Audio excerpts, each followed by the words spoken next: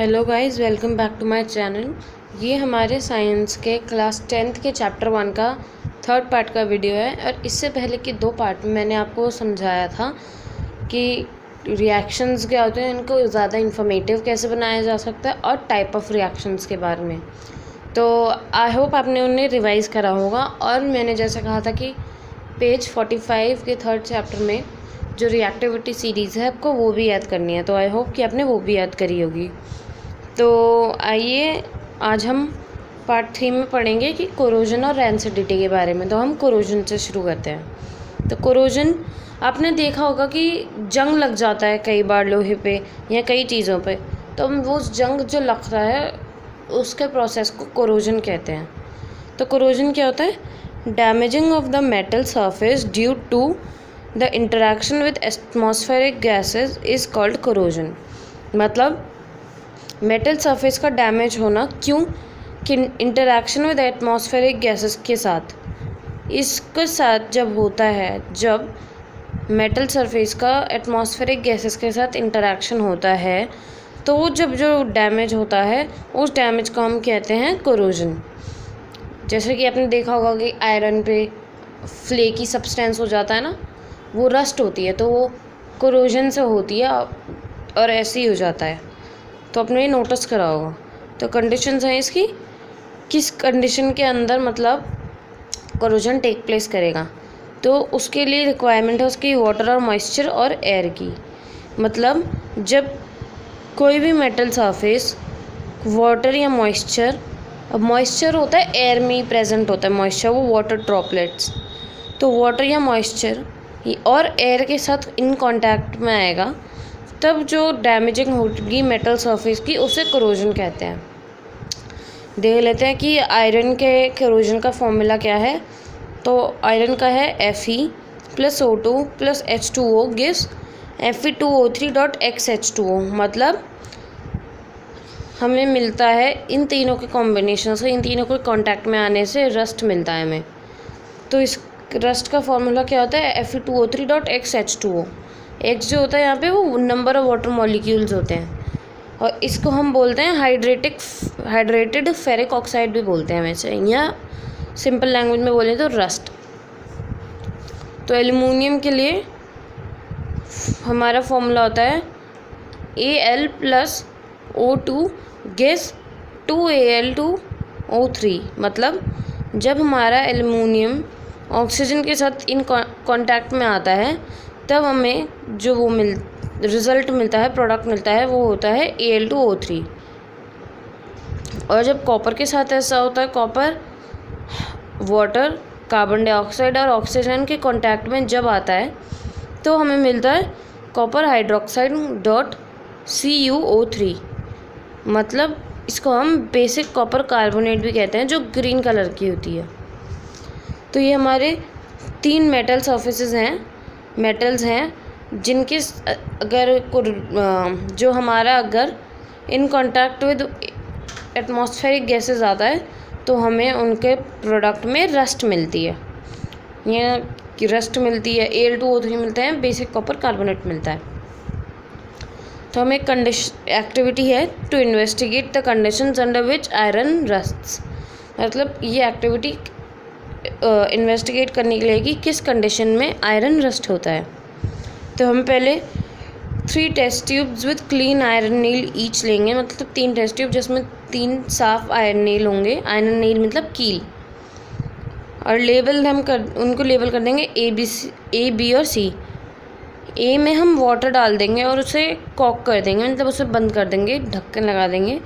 B में distilled boiled water, मतलब impurities से जो हट जाता है बॉइल्ड वाटर, वो डाल देंगे और उसमें 1 ml ऑफ ऑयल डाल देंगे।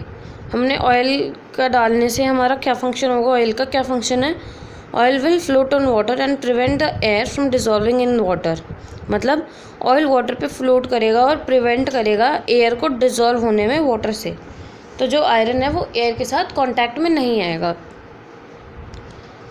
और हम anhydrous calcium chloride test tube C में डाल देंगे। जो एनहाइड्रस कैल्शियम क्लोराइड है वो क्या करेगा? वो अब्जॉर्ब कर लेगा मॉइस्चर को, अगर कोई होगा एयर में।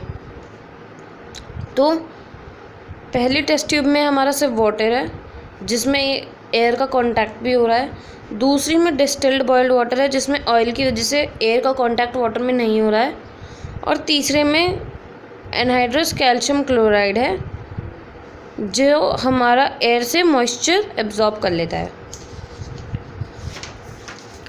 तो इससे हमारा क्या रिज़ल्ट आएगा? इससे हमारा रिज़ल्ट ये आएगा, हम नोटिस करेंगे कि हमारी जो टेस्ट ट्यूब ए है जिसमें वाटर, सिर्फ वाटर था और जिसमें एयर के साथ वो कांटेक्ट में आ रहा था, हमारा कोरोजन सिर्फ उसी में टेक प्लेस होगा, क्योंकि हमने जैसे पढ़ा कि कोरोजन जो है वो वाटर, मॉइस्चर और एयर की प्रेजेंस में, मतलब एटमॉस्फेरिक गैसेस की प्रेजेंस में होता है। ए में ये दोनों चीज़ें हैं, लेकिन बी में ऑयल का प्रिवेंशन, ऑयल जो हमारा प्रिवेंट कर रहा है एयर को वाटर में डिज़ोल्व होने से, तो उसे वो एटमॉस्फेरिक गैसेस नहीं मिल रही हैं कि वो कोरोजन हो। और तीसरे में जिसमें हमने एनहाइड्रस कैल्शियम क्लोराइड डाला है उसमें जो भी मॉइस्चर है एयर में वो अब्जॉर्ब कर रही है, तो सिर्फ गैसेस का कोई नहीं है, हमें वाटर या मॉइस्चर की भी प्रेजेंस होनी चाहिए कोरोजन का प्रोसेस होने के लिए। बट क्योंकि ऐसा नहीं है, सिर्फ ए टेस्ट ट्यूब ये कंडीशन फुलफ़िल कर रही है, तो सिर्फ ए टेस्ट ट्यूब में कोरोजन होगा, बाकी बी और सी में नहीं होगा। तो हमें इससे पता चलता है कि कोरोजन के लिए ये दोनों चीज़ें बहुत ज़्यादा नेसेसरी हैं, वरना कोरोजन नहीं होगा। तो अब हम पढ़ेंगे कि रैंसिडिटी क्या होता है। तो rancidity is a process of slow oxidation of oil and fat present in food material resulting in bad taste और smell is known as rancidity. तो वो प्रोसेस स्लो ऑक्सीडेशन का ऑयल और फैट जिसमें प्रेजेंट होता है फूड मटेरियल्स में, जिससे हमें बैड टेस्ट या स्मेल आता है। आपने नोटिस किया होगा तो कई बार आपके घरों में रखी चीज़ें काफ़ी टाइम तक रखी रहती है तो वो उनमें से बदबू आने लग जाती है, दे स्टार्ट टू स्टिंक, तो वो रैंसिड हो जाती हैं। तो रैंसिडिटी क्या होती है? वो प्रोसेस स्लो ऑक्सीडेशन का जो फूड मटेरियल में जिनमें ऑयल या फैट प्रेजेंट होता है उनकी स्लो ऑक्सीडेशन होती है, और उससे क्या होता है बैड टेस्ट या स्मेल में हमारा रिज़ल्ट आता है। तो इसको हम रैंसिडिटी कहते हैं। तो हम रैंसिडिटी को कैसे प्रिवेंट कर सकते हैं? हम रैंसिडिटी को प्रिवेंट कर सकते हैं इन 5 कंडीशन से। तो पहली है by putting stuff in air tight container. मतलब जब हम स्टफ़ को, मतलब वो जो भी मटेरियल है, स्टफ़ है हमारा, उसे एयर टाइट कंटेनर में रखेंगे। इससे क्या होगा? ऑक्सीजन हमारा उसमें बहुत कम आएगा और उससे हमारा ऑक्सीडेशन भी धीरे होगा। और स्लो ऑक्सीडेशन मतलब ऑक्सीडाइज होना सब्सटेंस का, मतलब इन कांटेक्ट में ऑक्सीजन आना। लेकिन जब हम उन्हें एयर टाइट कंटेनर में रख देंगे तो ऑक्सीजन की लेवल कम हो जाएगा, तो इससे ऑक्सीडेशन और भी स्लो हो जाएगा। ये flushing bags with nitrogen gas, जैसे आपने देखा होगा कि जो बाहर चिप्स के पैकेट आते हैं या ऐसे पैकेट्स आते हैं, उसमें जो गैस होती है वो नाइट्रोजन गैस होती है। इससे नाइट्रोजन गैस के कांटेक्ट में आने से जो स्टफ़ होता है, हमारा मटेरियल होता है, फूड मटेरियल, ऑयल या फैट कंटेनिंग, वो रैंसिड नहीं होता, क्योंकि नाइट्रोजन है तो वो ऑक्सीडाइज नहीं होगा और इससे हमारा ऑक्सीडेशन भी नहीं होगा उसका, तो वो बैड स्मेल या टेस्ट भी नहीं करेगा। या फिर रेफ्रिजरेटर में रखने से, क्योंकि रेफ्रिजरेटर में भी गैस होती है, या उसमें एंटीऑक्सीडेंट्स डालने से, या उन्हें प्रिजर्वेटिव्स डालने से, उसे प्रिजर्वेशन करने से उसकी। तो इन 5 तरीक़ों से हम रैंसिडिटी को प्रिवेंट कर सकते हैं। तो आज इसी के साथ हमारा ये जो चैप्टर है इसका ख़त्म हो जाता है। तो हमने सबसे पहले पढ़ा था चैप्टर 1 में, हम रिवाइज़ कर लेते हैं एक बार कि केमिकल रिएक्शन क्या होता है। Chemical reaction is a change in which new substances are formed by rearrangement of atoms. मतलब एटम के रीअरेंजमेंट से जो चेंज आता है और सब्सटेंस फॉर्म होता है उसे केमिकल रिएक्शन कहते हैं। और इसकी कैरेक्टरिस्टिक्स क्या है, मतलब हमें कौन कौन से चेंज आते हैं? Change in state, change in colour, या चेंज इन टेम्परेचर, या फॉर्मेशन ऑफ प्रेसिपिटेट, या इवोल्यूशन ऑफ गैस। और जो केमिकल रिएक्शन होता है वो या तो वर्ड इक्वेशन में, केमिकल इक्वेशन में हम एक्सप्रेस कर सकते हैं। तो केमिकल इक्वेशन के भी 2 पार्ट होते हैं, अनबैलेंस्ड जिसको हम स्केलेटल भी कहते हैं, और बैलेंस्ड इक्वेशन।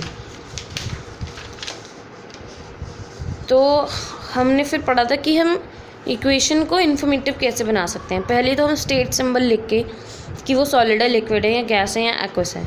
दूसरा कंडीशन लिख के जिन कंडीशंस के अंडर वो रिएक्शन टेक प्लेस कर रहा है, जैसे कि टेम्परेचर, प्रेशर, कैटलिस्ट, रेडिएशन या एक्सेट्रा एक्सेट्रा। और इसके लिए मैंने आपको फोटोसिंथेसिस का भी एग्जांपल दिया था, जिसके अंदर सनलाइट और क्लोरोफिल के प्रेजेंस में होता है। या लिख के कि हीट अब्जॉर्ब हुई है, ये इवॉल्व, मतलब जो रिएक्शन है वो एक्सोथर्मिक है, एंडोथर्मिक। एक्सोथर्मिक वो होता है जिसमें हीट इवॉल्व होती है, और एंडोथर्मिक वो होता है जिसमें हीट अब्जॉर्ब होती है।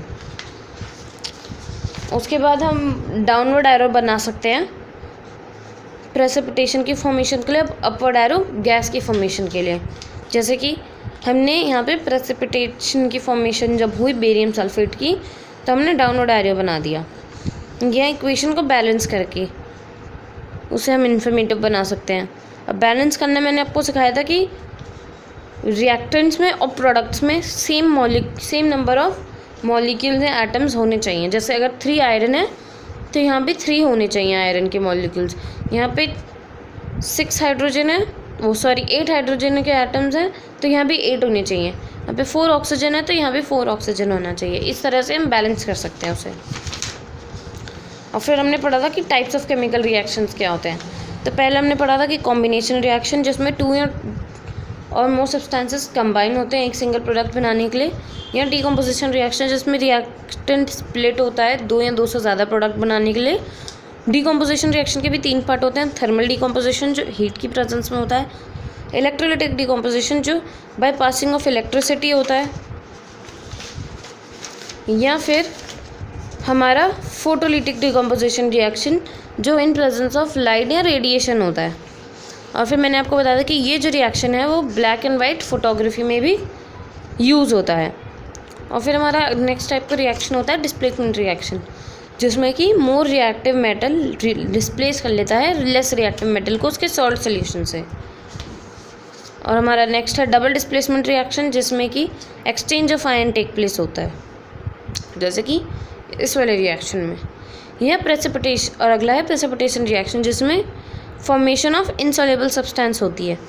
मतलब प्रेसिपिटेशन की फॉर्मेशन जब होती है वो पाउडरी सब्सटेंस की, तो वो हो जाता है हमारा प्रेसिपिटेशन रिएक्शन। तो हमने हमारे 6 टाइप, उसके बाद हमारा ऑक्सीडेशन रिएक्शन है,